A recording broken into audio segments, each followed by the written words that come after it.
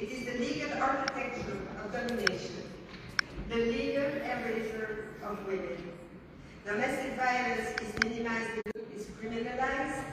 Leaving one's home without permission can become a crime. Seeking refuge, even within one's own family, can lead to imprisonment. The cumulative effect is devastating. Women are no longer treated as holders of rights. They become objects of control.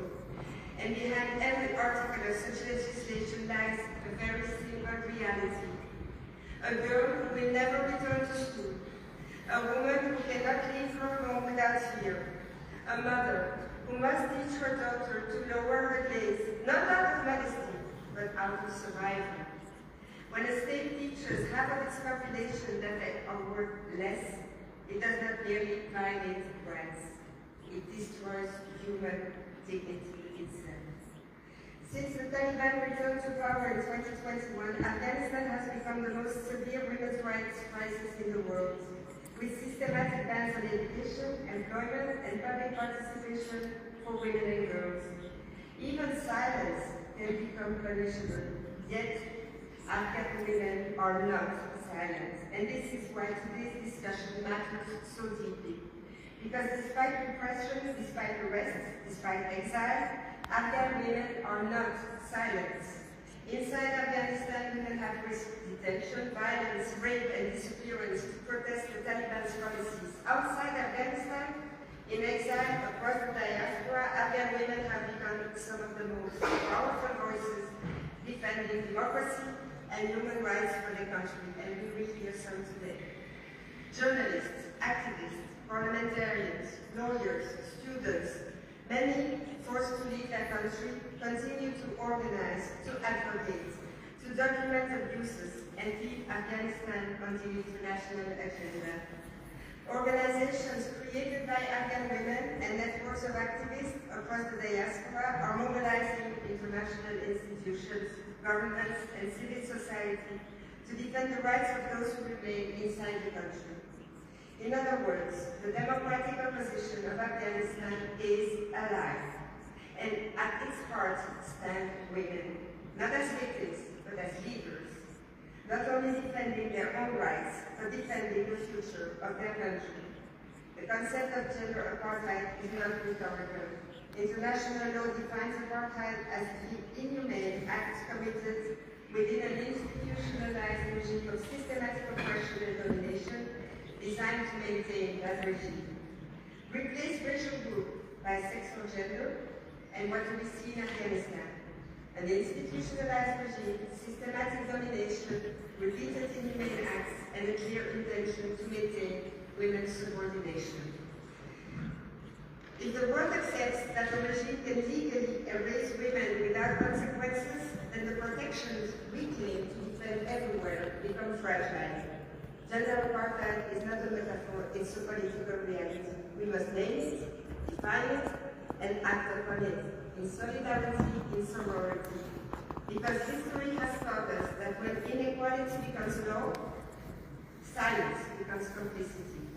And the Afghan Democratic Opposition, especially its women, refuse that silence. In conclusion, let me say this. The issue is not only about Afghanistan, it's about the credibility of international law. The struggle of Afghan women is not only their struggle, it's a test of whether the world truly means what it says when it speaks of human rights. A cat may have more freedom than a woman in Afghanistan. Yet, as one Afghan woman resisting the regime said, you cannot take the sky away.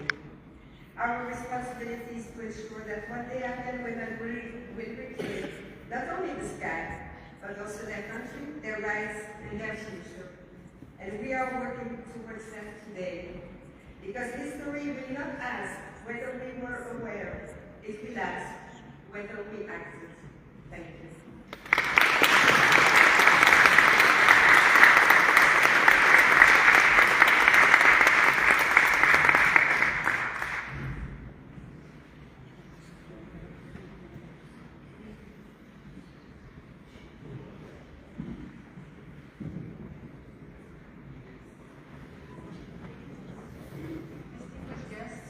Ladies and by thanking the organizer of this event, the European Foundation for Democracy, in partnership with the Afghanistan Democratic Network and Independent Diplomats. My sincere thanks also go to Senator Vivian Vivian, for hosting this discussion and for kindly inviting me to take part. Unfortunately, I cannot be with you in person today, but it was important for me to send a brief message of support for this event and for the important cause you are defending. The discussions you are holding today brings back powerful memories. In August 21, when I was serving as Belgium's Minister of Foreign Affairs, we worked day and night to carry on Operation Red Hat.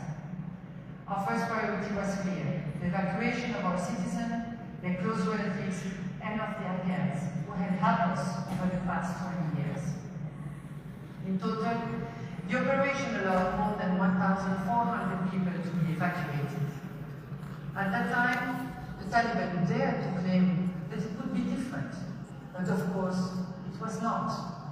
Not a single restriction has been reversed. Repression has become more systematic, hardening into structures and laws.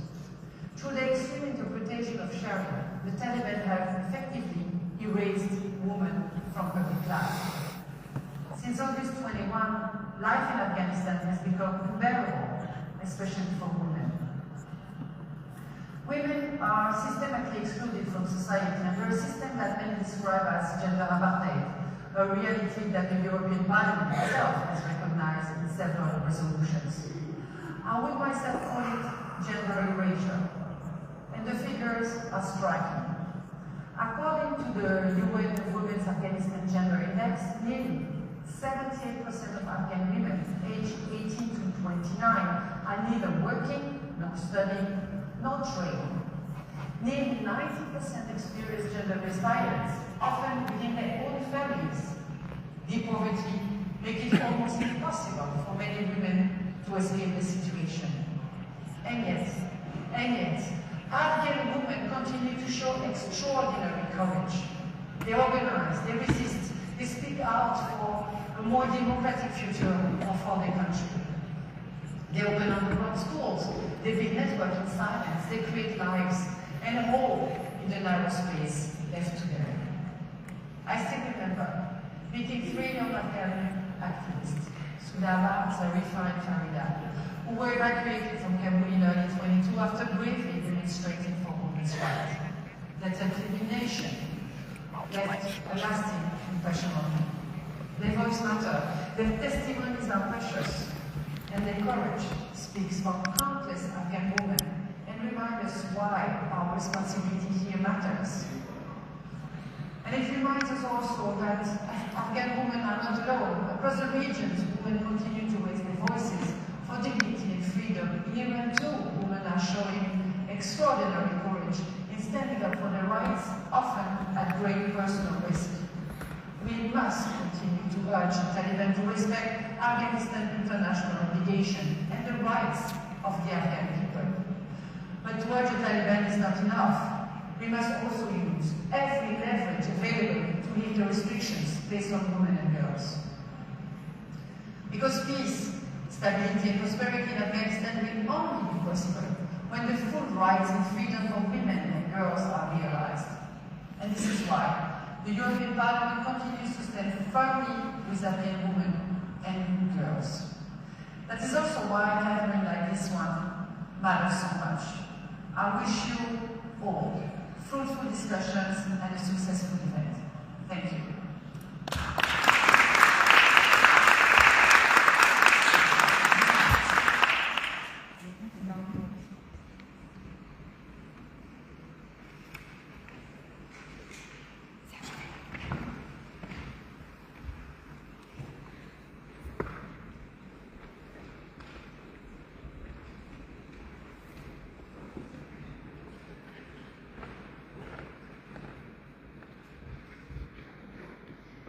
Madame la Ministre, chère Margistéane, Monsieur le Président honoraire du Sénat, chère Vincent Anglais, Madame la Vice-Présidente du Sénat, chère Valérie Delby, Madame la Sénatrice, chère Viviane Vivian, Mesdames et Messieurs les parlementaires, Mesdames et Messieurs. I would like to warmly thank Mrs. Vivian for her invitation and for her unwavering commitment to Afghan women and girls. It's my honor to speak before you today as the elections to discuss the role of women within the Afghan Democratic Opposition. I would like to thank the Afghan women and men here today who humbly is refusing to give into obscurity. We are aware of the dire situation facing women in Afghanistan since the Taliban's brutal takeover on August 15, 2021. However, as a former judge, having dedicated my career to fighting gender-based violence, I would like to discuss the latest developments in Afghan criminal law. In January 2026, the Taliban passed Decree No. 12, reforming the Afghan criminal code by making a distinction. On one side, free people, on the other slaves. It explicitly authorizes husbands to inflict corporal, sexual, and psychological punishment on their wives. Women who wish to report such violence must appear in court accompanied by a male guardian, often their own husband, who is sometimes the perpetrator of the violence being reported. Acts discretionary deemed immoral or corrupt are classified as crimes and are punishable by the most severe penalties, including the death penalty.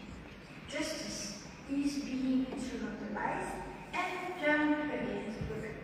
Considering this instrumentalization of the law, considering that since 2021, over 120 decrees and laws have been taken by the Taliban in order to deprive women of access to education, employment, and public spaces, and considering the deprivation of their most fundamental rights, it's very clear that the Taliban has set an institutionalized system of systematic oppression and domination of women, as you said, dear Vivian.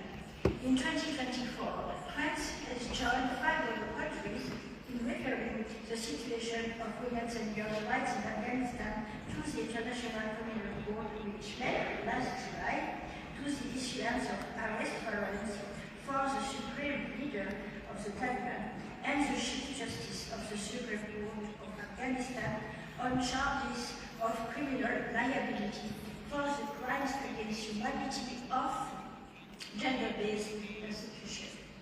Given the situation we are witnessing in Afghanistan, it is legitimate to ask whether the crime of gender-based persecution accurately describes the attacks on the rights of Afghan women. This will be the focus of the first roundtable discussion, as many representatives of civil society, legal experts, Nobel Prize laureates, governments, and parliaments are calling for the recognition of the crime of gender-based apartheid to clarify the crimes committed by the Taliban against women and girls, and strongly in favor of this codification. As a judge, I'm committed to make things correctly. We can see in many legal systems, including French law, that when it comes to violence against women, the law has had to be borrowed to properly name such violence. In Belgian law, for example, the concept of femicide has been recognized and controlled. The law is therefore evolving to name acts and crimes that do not yet have a name, and this may be the situation we face today in light of what women are enduring in Afghanistan. I would like to highlight 3 essential aspects of our support for Afghan women. In addition to clearly identifying the crimes committed against Afghan women and girls, it is essential that thorough investigations be conducted so that prosecutions can be brought and convictions secured. This will be the focus of the work of the Independent Investigative Mechanism for Afghanistan, which establishment was formalized last October in Geneva with French support. We must also continue to provide humanitarian aid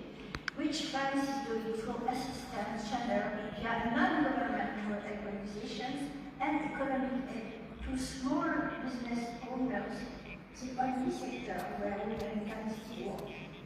Finally, we must support and amplify the voices of women within the negotiation processes shaping Afghanistan's future. During the 70th session of the Commission on the Status of Women in New York, I had the pleasure of attending the screening of a short excerpt from the film The Ship Edge of Peace, directed by Miss Roya Sadat. This documentary underscores the critical role of women's participation in peace processes by following 4 Afghan women who served as the government's negotiation team during the war peace talks. As ambassador for human rights, I have witnessed the unwavering commitment of all women in the Afghan diaspora, some of whom are here today, to peace and justice. We owe them our unconditional support for the courage they demonstrated on behalf of all those voices helping survive in Afghanistan. The role of women in peace negotiation processes is not merely a symbolic issue. The very sustainability of peace agreements depends on it. Today, only 5% of mediators and 8% of negotiators in peace processes are women. As for Afghanistan, women no longer have a seat at the negotiating table. And yet, women's participation increases the chances of achieving lasting peace by 35%. In light of this, France supports the full, equal, and meaningful participation of women at every stage of peace process by highlighting their role as a chance of stability. But our responsibility does not end at the negotiation table. Women's role in post-conflict reconciliation and reconstruction is just as crucial. For the presence of women enables the development of inclusive proposals that guarantee respect for the rights and dignity of women. Afghan women are not victims, they are survivors and fighters, and they must have a seat at the table. There is no justification for decisions about their country's future to be made without them. As the international community, this must remain our guiding principle.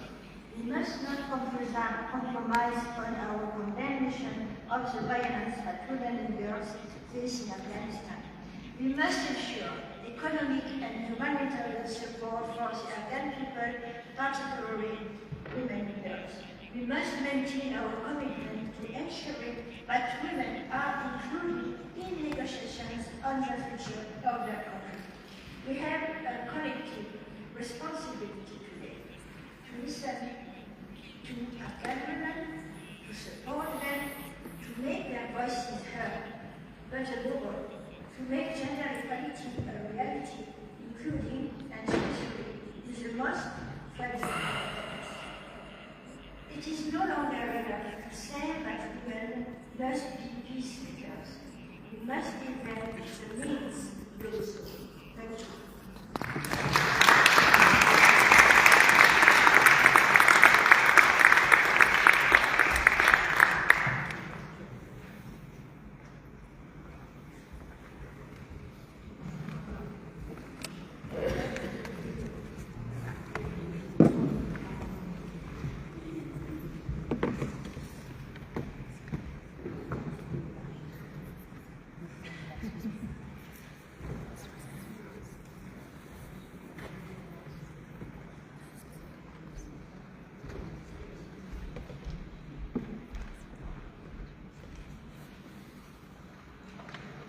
Well, I would like to welcome you all to the first panel of the conference on gender apartheid and the resistance of Afghan women. By the way, there is also translation available for the ones who need in English to Dutch and French.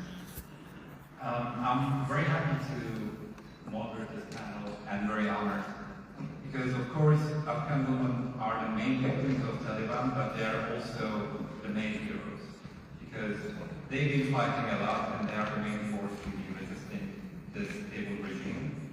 And they are very active in democratic opposition as well, not only among the organizations.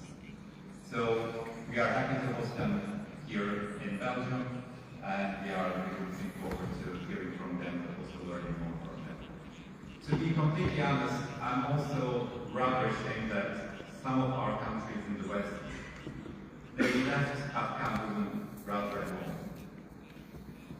And in this very tough struggle against such an evil regime. I also teach at the Brussels School of Government of PUD. By the way, some of my students are here. Nice to see them. So, as a coincidence, yesterday we discussed 9/11, global war on terror, and Afghanistan. And one of the main targets of this war was actually Taliban. And then here we are sitting 25 years later. Not only Taliban are still there, but they are also stronger and they are cooperating with some of our countries. I think this is definitely not acceptable that some of our governments are in direct contact, in direct negotiations with Taliban by calling this regime as de facto government. Such a violent extremist regime cannot be a government. They cannot be a legitimate entity, and they shouldn't be taken seriously by our governments either. And our side must be very clear. Our side must be the side of the Afghan women. Our side must be the side of the pro-democracy groups. Our side must be the side of democracy and fundamental rights and freedoms. Our side must be with Afghan people. That's why I'm honored to moderate this panel with 5 very impressive speakers today. They will tell us a lot about both gender apartheid, but also resistance of women in Afghanistan, but also in abroad among the opposition groups. So I would like to start with Nargis Nehan. Nargis, you have very strong connections with women civil society organizations, both in Afghanistan but also outside. Could you please tell us a bit more about Afghan women today, how it is like being Afghan women, but also what do we exactly mean, that's also the title of our panel, what do we exactly mean by gender apartheid? Why is it important, and why is it also important that more and more governments recognize? Thank you very much. Madam Commissioner, Honorary President, Madam Vice President, Madam Ambassador, Senators, my colleagues, ladies and gentlemen, first of all, my greetings to all of you. I also have to thank the participants for the organizers for organizing this very timely event today. You're asking about the situation of women in Afghanistan. I'm just thinking that on 21st March, it is going to be the first education in Afghanistan. The day that after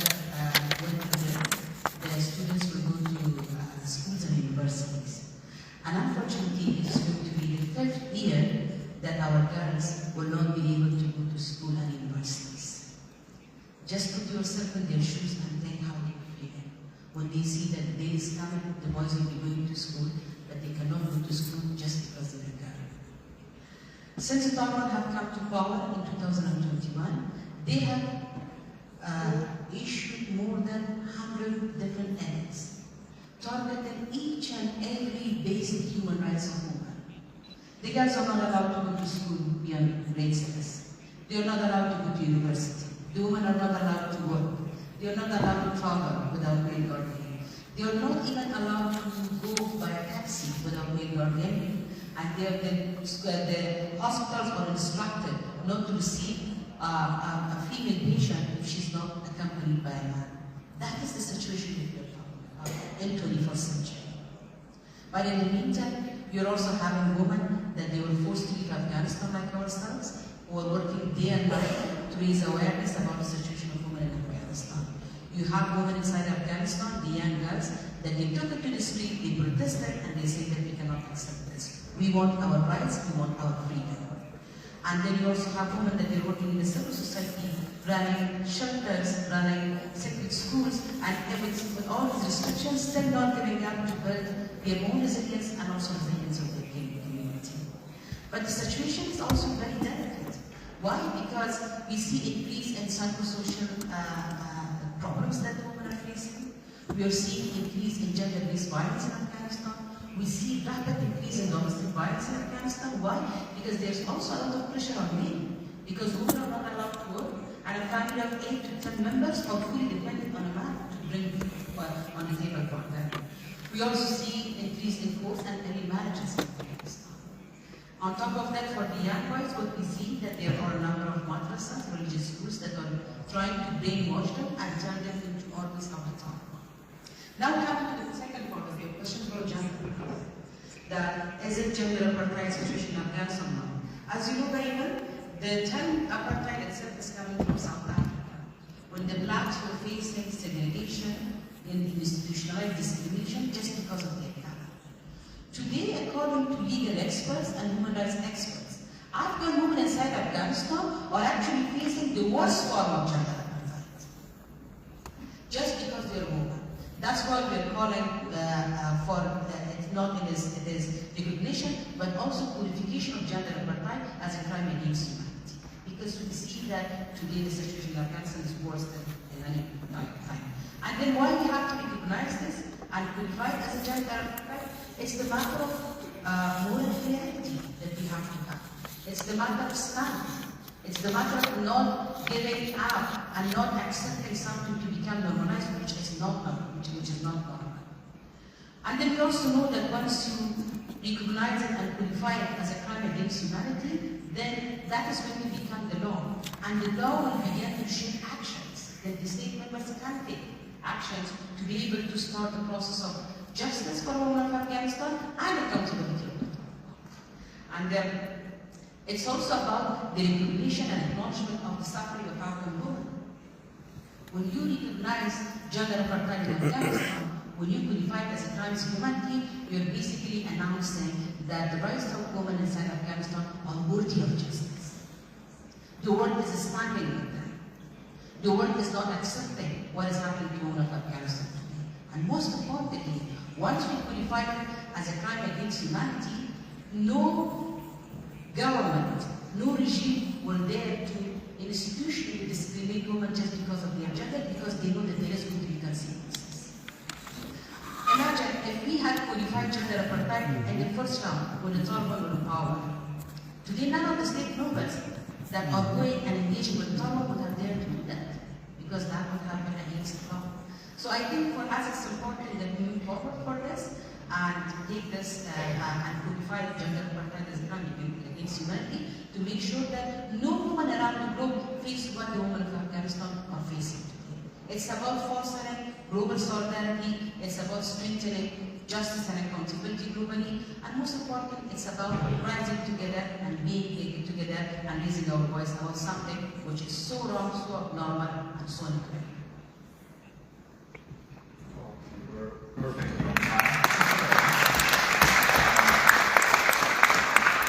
Thank you very much for still summarizing the situation of women in Afghanistan, because for many of us, of course we are following the news, but it's actually very hard to imagine. And that's why I think we cannot talk about this enough, and we need to really understand the actual situation and what it means. So, as a second speaker, I would like to continue with Masuma Kavari. Masuma, you have been a driving force within the political resistance to Taliban. Could you please tell us about how opposition groups are working to protect women's rights and push back against Taliban? And what role do you see for members of the diaspora and political groups in this struggle? Thank you, Noor, for your question. When we're talking about resistance to the Taliban, it's important to understand that is not simply about opposing a regime. What we are witnessing in Afghanistan is a deeper struggle. Even over the nature of the state, the meaning of citizenship and the place of women in society. The Taliban are trying to impose a political order in which women are effectively erased from public life. In that sense, resistance to the Taliban is fundamentally defense of basic principle that women are equal citizens and must have the right to participate fully in the political, social, and economic life of the country. These principles are clear, but the challenge is translating them into a viable political alternative.